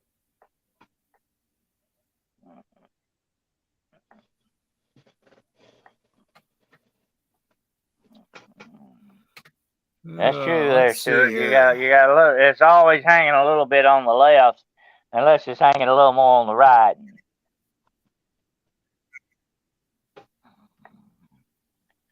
Oh yeah, I took my temple out quite some time ago, Raven Creek. Sorry guys, I'm another trying to get through coffee. these.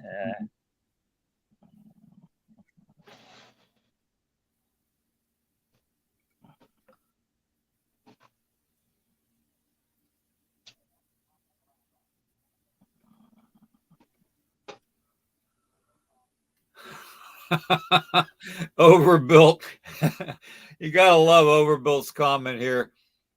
He's talking to Tombstone, and he says, because there's what, 16 hours difference between us and there, so it's nighttime there. It's like, I don't know what, 1 o'clock in the morning there. He says, "Yeah, hey guys, hold my beer and watch this." Famous last words, by the way. Oh man, famous last words. Yeah.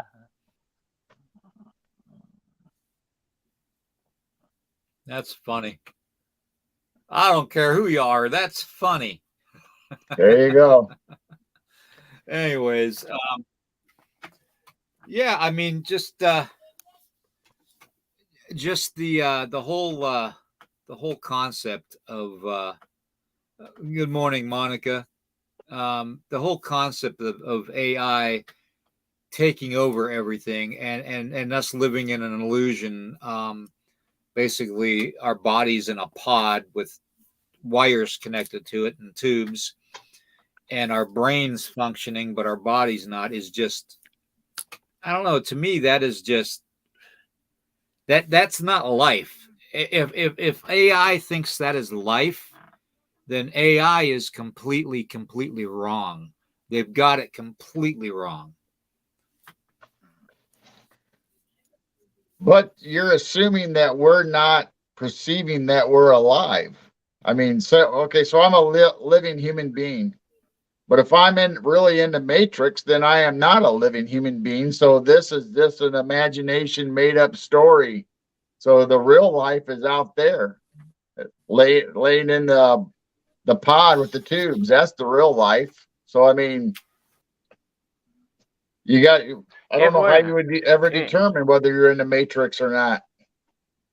If we're in a pod, if we're in a pod laying there wired up, well, at least we have some function, don't we? I mean, whether we're useful for something, evidently. I know, but that's what I'm saying, though. If you're laying in a pod all wired up, and that's actually what our life really is, then all this that we're doing right now is this all made up and not reality. We're living a lie. Mm-hmm. But this lie, or this concept of a reality, is based off of AI. So if we never really experience life per se, or the spiritual aspect of life, and we are just bodies in a tube with our brains functioning, then we're not going to really know how that feels. We're going to assume that AI is our life. I mean, who knows what happens when we take and we drive over the crest. We drive over the crest of that hill. You can't see what's behind you behind the hill. So who knows? You're not only living the lie, you are becoming part of the lie. That's the interesting concept on that. The 500-pound gorilla could also be Northwood's ex. Yeah. I'm not even That going to is go an there. interesting thing.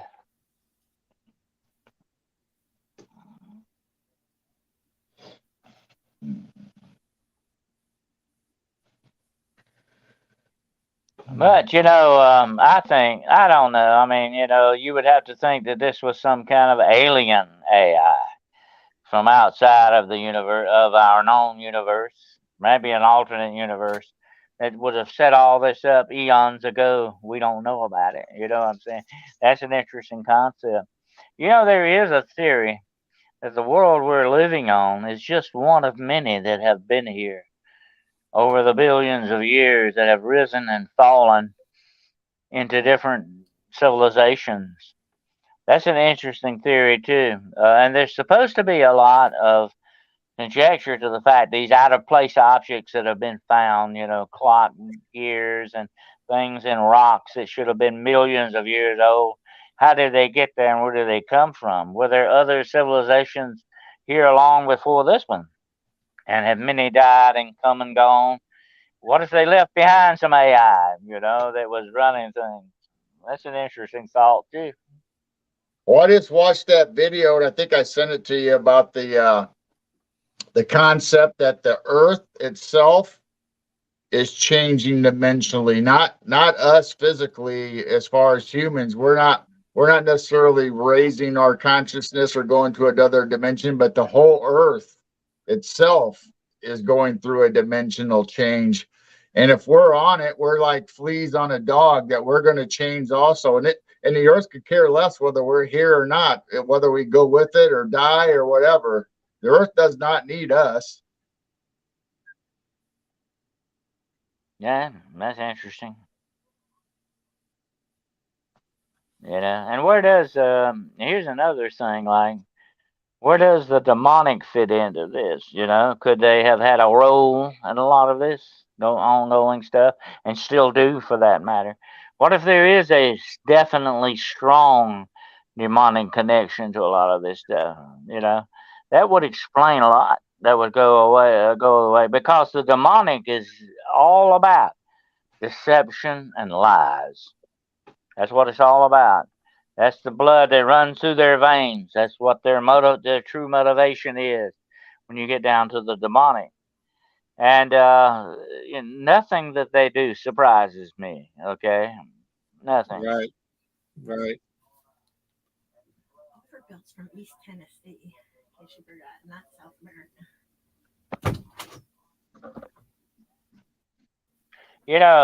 There are certain concepts in the world today, and I'm not going to get political here, okay?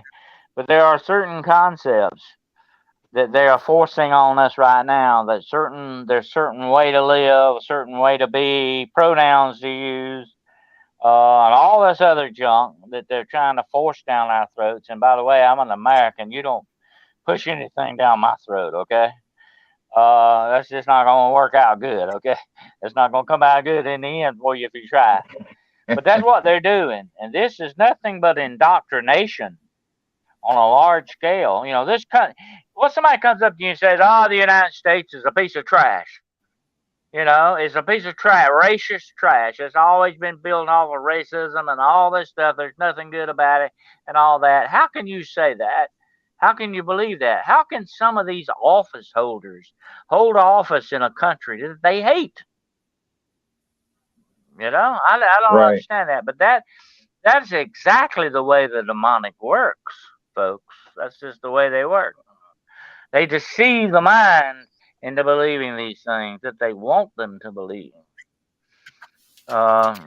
I don't believe. I do not believe, no matter what you say, I do not believe that this country is inherently racist. And by the way, if you run around looking for racism, talk about it all the time, you are keeping it alive, okay?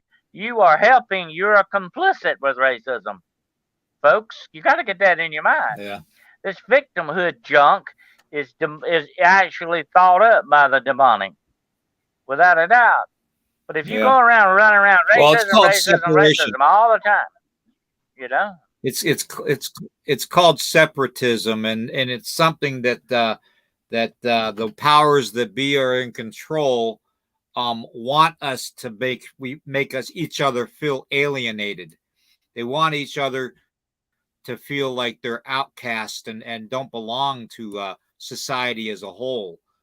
That's something that is inherently taught to the elitist and makes them feel like they're empowered enough to look down at everybody else and pin the racist idealism on people and make people assume that they're racist and they're not. Yeah, victimization. And here's the thing, William. It's here's the thing, William. Let me interrupt you just a moment. Here's the thing about the demonic. Okay, let's take a look at this just a minute. How do they possess people? They isolate these people. They take them out away from their friends and family. They isolate these people. They turn them inward on themselves, so they can't see anything else but their own problem. They destroy any kind of unity these people could have with religion, church, family, friends. When you isolate someone, they're in perfect position to be taken over and invaded. And that's the way the demonic works. And they're doing this to our society on a large scale. They want to isolate you, victimize you, into believe and nothing but seeing your own problems and nothing else, so that they can take possession of you eventually in the end. That's what it's all about. And that's exactly the way the demonic works. People need to see that pattern.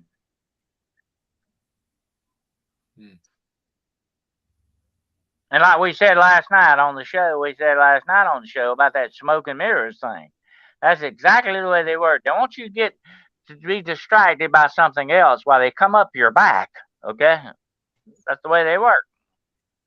I have seen many demonic cases where they'll get in your face and do these things and do these little theatrical things to try to scare you or whatever they're doing. Meanwhile, they're coming up your back and you don't know it. That's the way they operate, and people need to realize that. That's the way this insidious stuff does, and the rich and the powerful are in on this network, this way to do things, this pattern of the demonic. They're in on it, and they foster it because it keeps people right where they want them, under their control, and that's what it's all about. When it's human or demonic, it all comes down to what? Control. You think so, Gerald? Absolutely. I mean, just like we've always said before, they're after something that they don't have or they need themselves or are curious about, and I've always believed it'd be our souls. Uh-huh. They don't have one. They're not human. I'm going to be one to speak up here because I have to, respectfully disagree with Andre. AI is only man-made input, nothing intelligent. There are a lot of people out there that have been deemed genetically superior and intellectually wise. So I'm in no capacity with my brain capacity to make judgment on mankind not being smart enough to make AI intelligent, because the whole intelligence thing of AI is the basis that it's not the creator's intelligence that's going within it.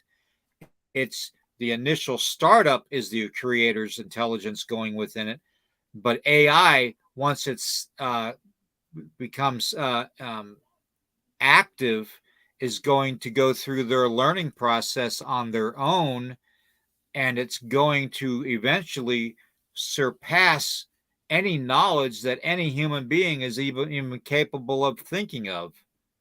So exactly. And AI will assimilate information, William, to the point where it knows more than you and I do. Okay. And therefore, when it becomes sentient, it gets that ego I talked about. It says, "Oh, I'm better than humanity."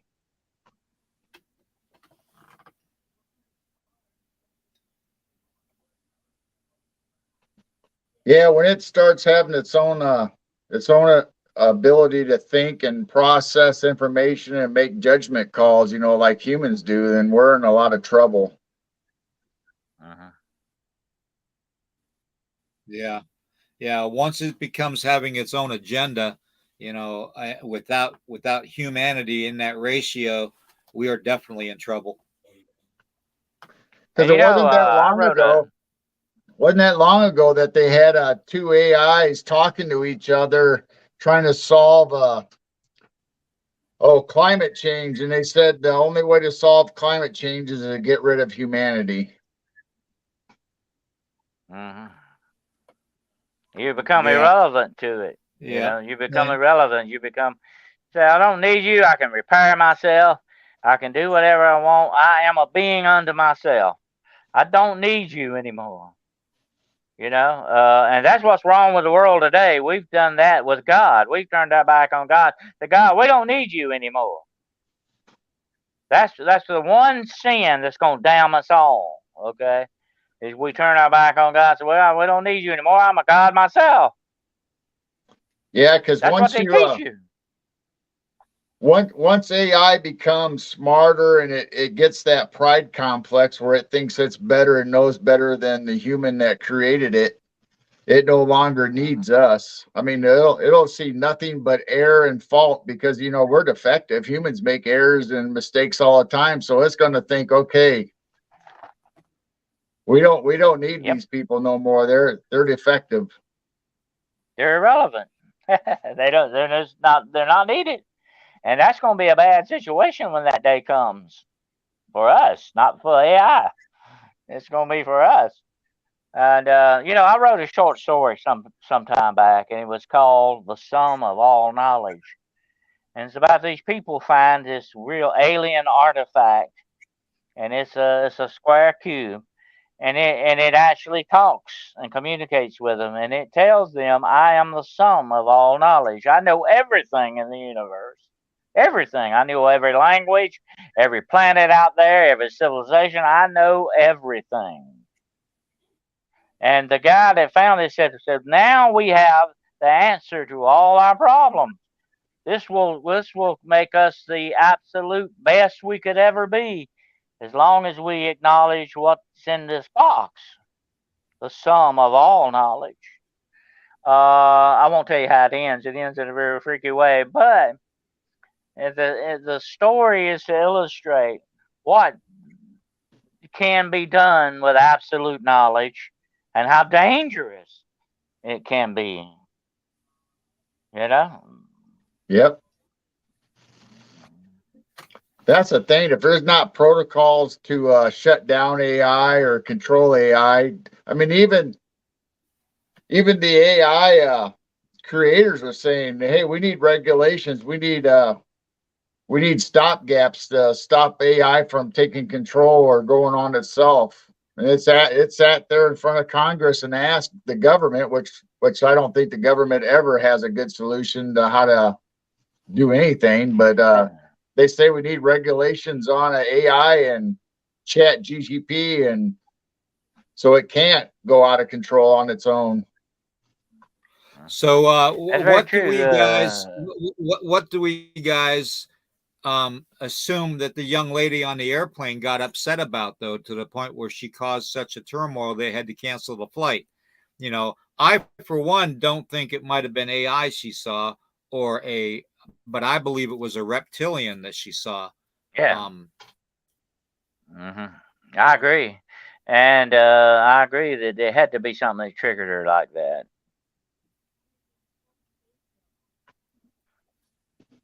Answering the cryptid huntress, that's true. There is a pattern there, and then we need to watch for that pattern. And just like if you go around talking about something, some awful thing all the time, you can make it come about if you're not careful.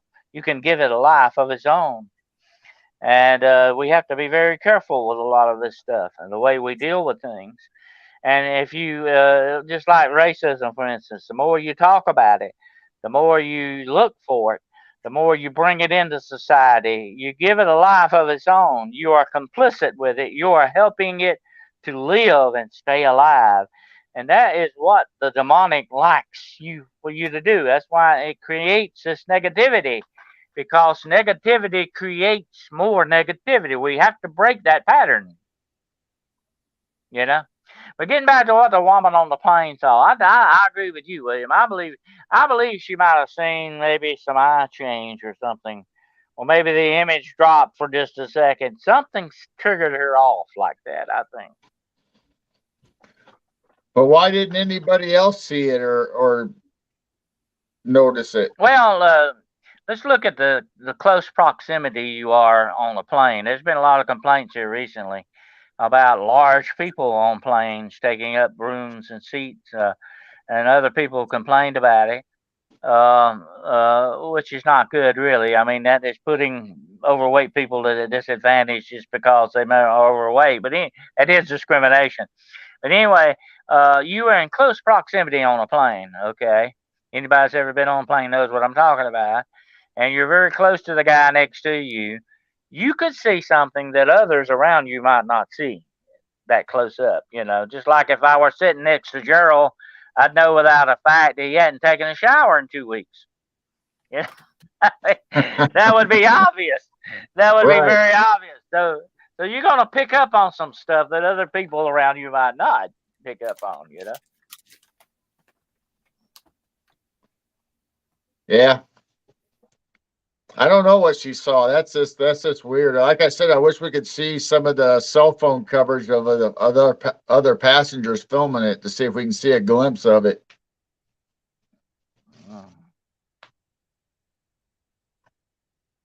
It had to be some kind of a trigger thing, definitely. And like I say, I would have more sense than to get up and do something like that if my $500 or $600 ticket was at fault on that. You know what I'm saying?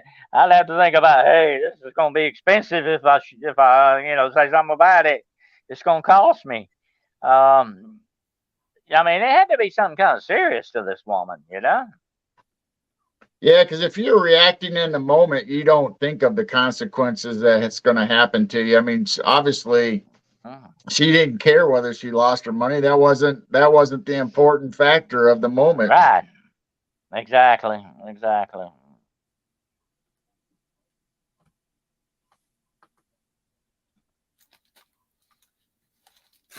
But yeah, maybe she saw snakes on the plane. Nah, I wasn't on there. It wasn't my fault, okay, folks. I was somewhere else. I got proof. I got alibis, all right? I got an alibi. I'm that just just leaves Dennis or William. Yeah. I don't know. Just between you and me, Geryl, I'm not too sure about William, you know. I don't know what he does when he's not around us. Yeah, look at his eyes a little bit lately there. I know. I don't know what William does when he's not around us. I don't know. That's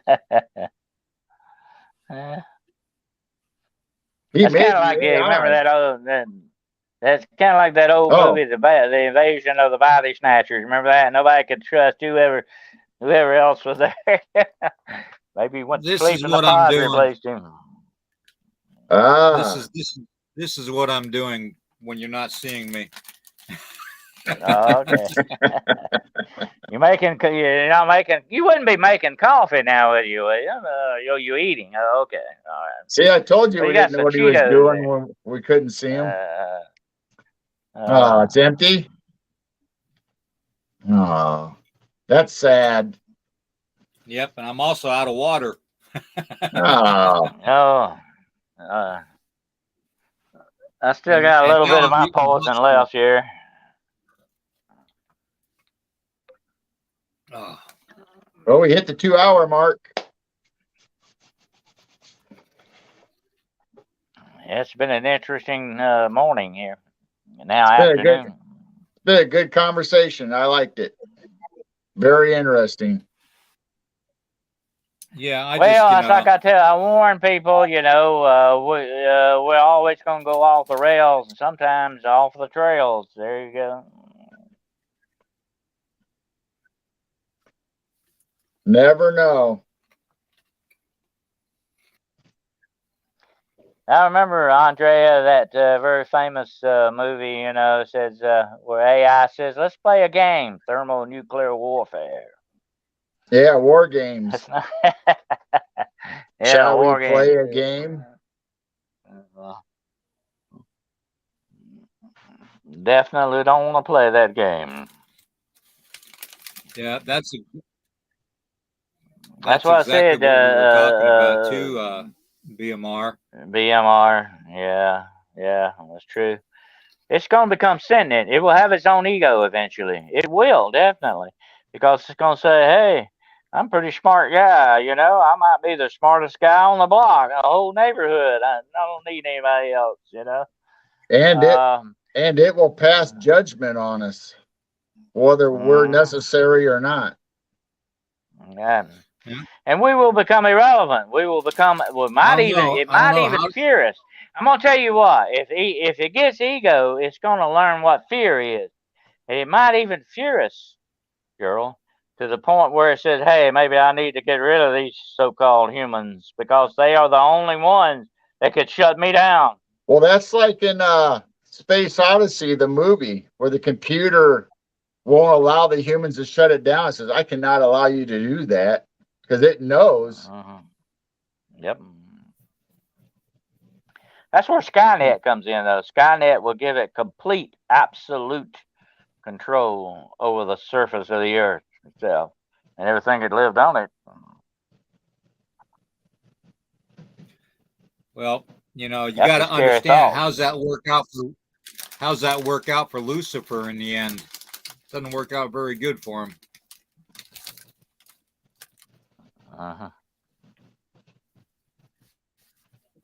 That's what, an interesting quote by Lucifer, "I will ascend to the heights of the clouds. I will be like the Most High, and you, God, will be my footstool." That's pretty arrogant. You don't get much more arrogant than that. That's pretty ego there, baby. Yeah. And that may be the future of AI. It may eventually say, "Hey, I don't need you. I'll make you my slaves." Now, it won't be the other way around. The robots won't be our slaves. They will be our masters. That's a bad thing. We used to say, that's what we used to say about cryptid hunting. We used to say this. We had the number one rule in cryptid hunting. Be careful what you're hunting because it may be hunting you. Well, that's what's going to happen with AI. Be careful what you master. It may master you. All right. I'm going to start the Night Owl Underground. I'm going to get ready. Night Owl Underground. There you go. That's cool. Yeah, we should do that.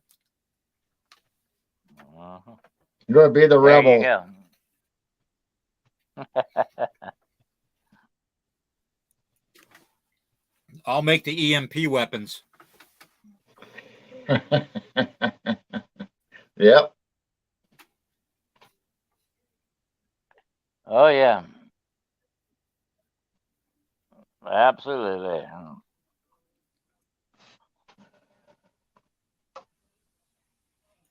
But here's the bad thing, and I think the ultimate sin was pride. That was what began it all. The ultimate beginning of it. And iniquity was found in you. It wasn't just pride alone. It was that rebellion part of it. It was that ego thing that said, "Hey, I'm better." And and that is what the rich and elite people in this world today feel. We've talked about this before, like the Rothschilds and Schwab and all the rest of them. And I'm not going to give out too many names because they have a tendency to block us when we do. But here's the thing about it. They feel they are better, smarter, and no more than you and I do, but it's simply because they have the power and the money. And they will do anything to get that power and money. They're making deals with the demonic, okay, folks? That's what it's all about. They're making deals with the darkness. Yep. And they're going to sell us out. And it's one thing. It's one thing to be egotistical and say, "Oh, I'm better than everybody else." It's another thing to turn around and stab your brother in the back, you know, to get what you want. And that's the most insidious part of all. I kind of know where demons are coming from, okay? I know what they are. I know what they like. Believe me, folks, I've faced them face to face. I know what they are. I know they're real. I know where they're coming from and what they'll do to you. But it's the humans that give me more problems than the demonic. Because you never know when they're going to smile in your face and stick a knife in your back. You're dealing with something even more insidious than the demonic in many ways, and that's the dark human part of the equation. You know, these people are selling us out. They're making us slaves. They're using us for all the wrong reasons. Just like in a love relationship, you don't want to use somebody. If you really truly love somebody, they're not a commodity. You don't use them. You cherish them. There's a difference there, folks. There's a big difference. Just like there's a big difference between love, real love, and lust. Big difference, world of difference that you're dealing with here, you know? And that's the same thing that goes with this, with the human. And that's what really bugs me. That's what really is the burr under my saddle, is how can you be human and sell your fellow brothers and sisters out for this? You know? That's just not right. You know, I know where the demons are coming from, but it's the humans that I really bug me. It's what they're doing and the insidious way they're going about it. And believe me, without a doubt, as I sit here talking today, as you looking at all three of us, we know this, that the governments of this world are doing this very same thing. They are selling us out for the power. That's what it's all about, for the control and the power. And they're in league with these dark forces. They've signed contracts with them, or whatever they've done. I know what they're up to. And whenever you step on their toes, they'll let you know that you did that too, by the way. That's a contract signed in blood. Our blood. Yeah. They ain't using their own blood. They're using ours. That's what it comes down to. And like I said, I sent William a picture. It shows the humanity as a bunch of piggy banks. They're using us that way. If you're a taxpayer, they're especially using you that way. That's where they're getting all that at, you know. What if they develop an atom like a ball plate, remote, etc.? And when you touch it using electrical impulse, it connects your body and all these impulses programs that we thought and all. Let me tell you this, David. They have a pill now. They have developed a pill that you can take that will interface you with electronics. Think about that a moment. The interface of the biological and the technological. That's scary. But this pill does exist. And they're bragging about it. Oh, you take this pill, you won't need Wi-Fi. You won't need those things. You become an antenna yourself, you know. That's not a good thought. You're becoming part of what? The machinery. Well, not where they want you. Well, the cell phone signal, the 6G, is supposed to use humans as an antenna and able to store the excess energy off of the cell phone waves. So we're going to be our own network, and the device will only work when it's in our hands. I have an antenna on my truck that does that. It's not hooked to anything, but it will enhance your cell phone coverage, you know. And that's what this pill does to you, to the human body. And my question is, what if you took enough of these pills? Would you become part of the AI or the dynamics of this system?